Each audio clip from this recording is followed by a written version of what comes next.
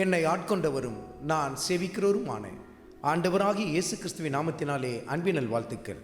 கிறிஸ்து இயேசுவுக்குள் மிகவும் பிரியமான அன்பு சகோதர சகோதரிகளே, யோபுவின் புத்தகத்தில் 17வது அதிகாரத்தில் 9வது வசனத்தில், நீதிமான் தன் வழியை உறுதியாய் பிடிப்பான், சுத்தமான கைகள் உள்ளவன் மென்மேலும் பலத்து போவான். நீதிமான்கள் தங்கள் வழிகளில் மென்மேலும் பலப்பட ஆரம்பிப்பார்கள் என்று சொல்லி கர்த்தருடைய ஆவியானவர் சுட்டி காட்டுகிறார்.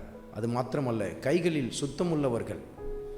தீட்டான காரியத்தை தொடமாட்டேன், அருவருப்பான காரியத்தை தொடமாட்டேன், கர்த்தருக்கு பிரியமில்லாத காரியங்களை வாங்க மாட்டேன், கொடுக்க மாட்டேன் என்று சொல்லுகிறவர்கள் சுத்தமான கைகளை உடையவர்கள்.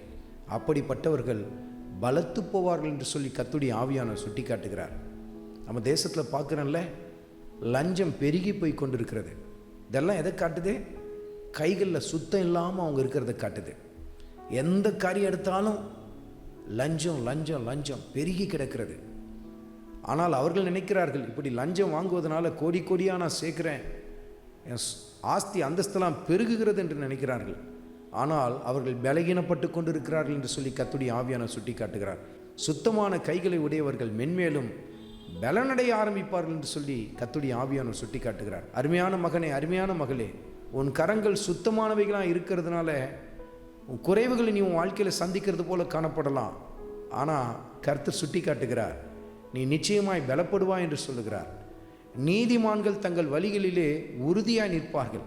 தொடர்ந்து உறுதியாய் நில்லுங்கள், உத்தமமாய் நில்லுங்கள். கர்த்தர் உங்கள் வாழ்க்கையில் ஏற்ற வேளையிலே தன் மகிமையான காரியங்களை செய்வார். பாருங்கள். ஆண்டவராகிய இயேசு கிறிஸ்துவின் கிருபை உங்கள் அனைவரோடும் கூட இருப்பதாக. ஆமென்.